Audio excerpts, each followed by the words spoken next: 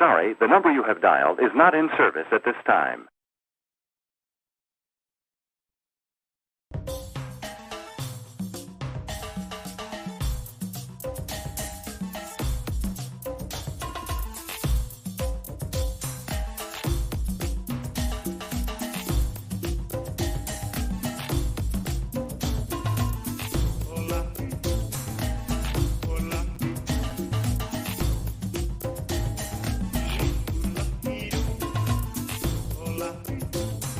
I told you guys we'd be talking about hypersigils, supersigils, sigils in general, how to make them, and we're going to go a lot deeper into what the theory, philosophy, the understanding, the psychology, and how it really works. No one really comes out here telling you. They give you a couple ideas of the subconscious mind, and I'm going to go a little deeper and tell you almost exactly how it works and how it all links together.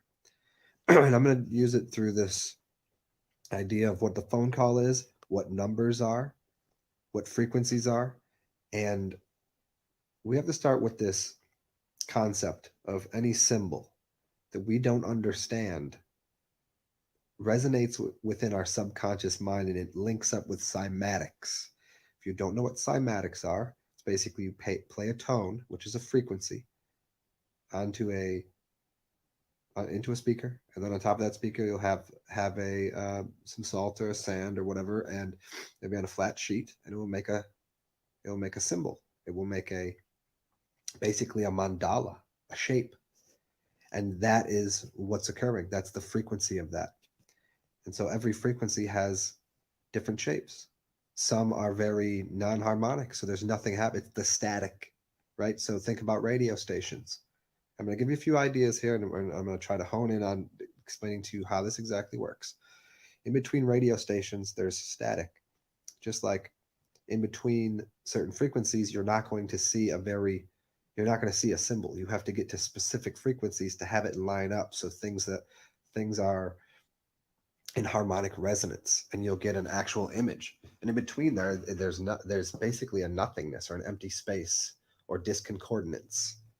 Things that don't link up and don't fit right. It's like hitting the wrong keys on a piano. It sounds awful. It's even worse than that because we're not even using keys. It's somewhere actually in the middle of there. It's like hitting the wrong keys that are all out of tune. So if we start with our subconscious mind and thinking of the power of it's that it resides in the primordial soup of all things, all consciousness. It is that everything, that emptiness, that cave, that nothing where everything came from. And we dip in there and grab things out of there as images, because all we use is images. This is all we know. Our images then become sounds that we think mean something, that we say chair, and then chair we can break down to the letter value, or we can use those values within those letters to make the number 403, and that's not right. I forget what it is. I'm not going to break it down for you here, but those letters have a value in numbers, and those symbols mean the image. Anything that we do, any sound, we apply an image to. When we go to sleep, the image is the only thing. That's how the brain works in images. So especially when we can find an image that is basic, that is fundamental, an image beyond what we know to be something. We know the alphabet. If you speak English, you know what each letter is. So you have a conscious awareness and understanding of the language that I'm using, and you have a conscious awareness of each of those letters whenever you're writing something down. But when you put those letters together and create a sigil or a symbol or an image that you don't understand, it speaks farther to your subconscious mind. It speaks to that. And because the subconscious mind is way more powerful than the conscious mind, because you don't have to have intention, it's already in there. So this goes in, and we're going to get into breathing patterns too. And we're going to get back to this, phone call, right? It's a phone call to these different sigils. So these images, which line up with the cymatics, are lined up with phone calls, with stations on a dial. If you dial a phone number, you could look at that number as a frequency, and it might just well be. Who knows? Maybe it is. But you dial that phone number and you look at it as a frequency and somebody picks up and you hear that person's voice, then you know that they're on that frequency, on that dial with them. You're on that bandwidth.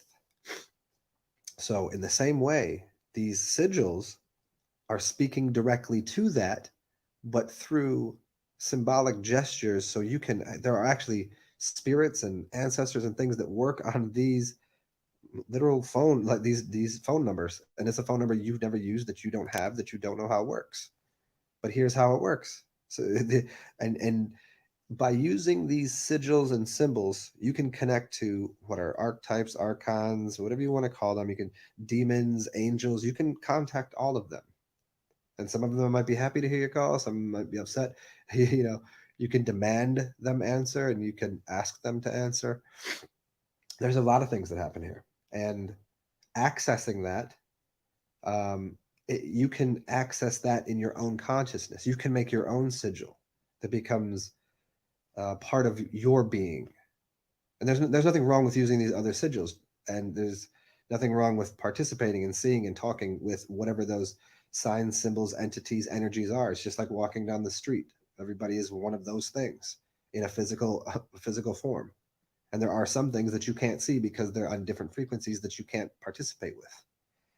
But what you do here by making a sigil is you bypass your conscious understanding of what's occurring.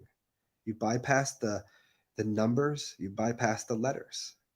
And even numbers are somewhat undefinable, really. Like, yeah, you know what 2 or 3 or 4 of something is, but really, those numbers should only be used to define the modulation of frequencies. So distance or time, something to do with space or time, and time and space being bound together. Yeah, we can get into what imaging is and how that works. But truly, these numbers become the dial tone, the that tone there. There's a reason there's 9 of them. If we look at your, got our 10 fingers, 0 through 9 is 10. 0, 1, 2, 3, 4, 5, 6, 7, 8, 9 is 10. It's your 10 fingers. It's your hands of God. So this connection to the phone, you hit 0, which is the operator. Hello, this is operator. What do you need? Right? That's so 0 is empty, which is Eve, which is the evening, which is the cave of creation, the black magic, the arts, the where everything came from. So if you ever have a problem, you hit 0, and then you ask your questions. And it's even on the phone, it shows you how the whole thing works. If you can get into an O mind, an Om, you empty out your mind. Now you're at the place of asking whatever questions you want. And so we get to that place either by meditation or whatever we like.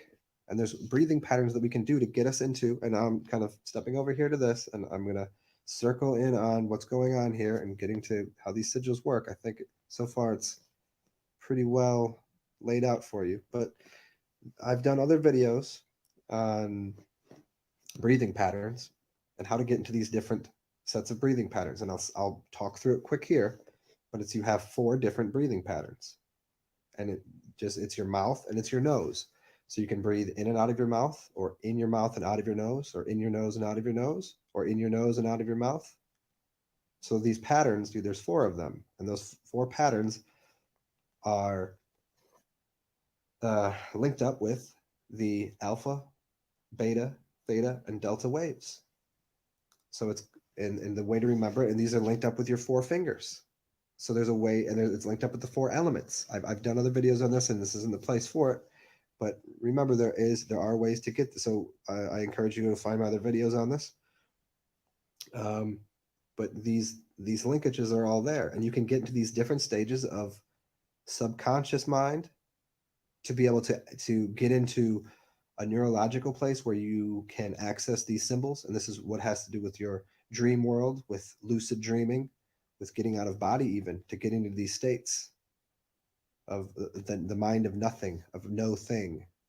And that's where these symbols then can be put and placed and reside in, and push forth out of that subconscious reality into this realm. So in other words, that is where the Jesus exists. That's where God exists. That's where yourself exists to create your reality. But people don't access that because they're always on these higher states of, and when I say higher, I mean more tense brain waves associated with fear and consciousness. When you're tense in fear, you have to be conscious of what you're doing. And therefore, you're not in the place of creation. You're not in the creative zone, in the subconscious mind, in the lower soup of putting symbols there. Now, what we can do to make these symbols is we can take ideas that we have as images in our head.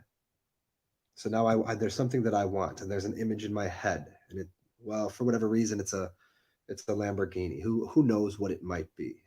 And again, I was telling you before, you should always start small with these things because you can override these things by your conscious mind getting in the way, and you can override these wants and desires and things that you have by even having subconscious faults. So start with something small. And so you can use the language that you have, because the languages sit here in front of us, and the language is based upon your conscious understanding and principles of taking an image out of nowhere and putting it in front of you and being able to communicate it and tell a story with someone else. And now you can take those words that now have some value to them and put them together in a way to create a symbol. So then you're taking forth a symbol and an image out of your cave of nothingness, putting in front of you as words, so it's saying what's in your head, and then you reframe those words into a symbol that you can't understand. You understand what you wanted, but now it's back as a symbol. And that symbol now encompasses all of the energy that was inside of your head of the desires that you had in your subconscious mind. So that's heavy duty stuff, guys. That's how it works. And here's how you do it. And this goes into my other lessons about what vowels do not matter because they're always vowed to you. So we would write a sentence out, what our intention is. And this even gets into those, intent, blood over intent. And I'm saying, get away from the blood. You can have intention without using your blood. You could sweat on this. You can use your pen on this. You're creating your pentagram, your body, your physical world. And so, I mean, you could use any one of your fluids you like, but sweat would be the easiest because that's the karma. Go out and do something, go exercise, and you have sweat on your head. Now use that sweat, because now there's that, they say blood, sweat, and tears. It's because there's power in that, and it's also your karma in there. So you can use that sweat to do something. And I would suggest people to start with something that simple. And so you'd write out this thing, I intend, or I wish, or I hope for, I desire, whatever it might be, whatever your feeling is about that. And then you'd write out what you want. And so for this simple one, this is my intention, and I would hope you would do something in the same. And then you'd get rid of the vowels because they're vowed to you. Now, why they say A-E-I-O-U, and sometimes why. Now, this is why I think really where that comes from is that's up to you if you want to include the Y in there. So here we go. We're getting rid of the vowels here. And then you get rid of double letters. And what we want the symbol to do is be farthest thing, when we make it, farthest thing from something we can understand. This is even getting into why people make symbols with, demonic or strange or evil looking things, or so other people won't come in and touch the symbol or to override it. We can even get into what graffiti is right here, why people graffiti.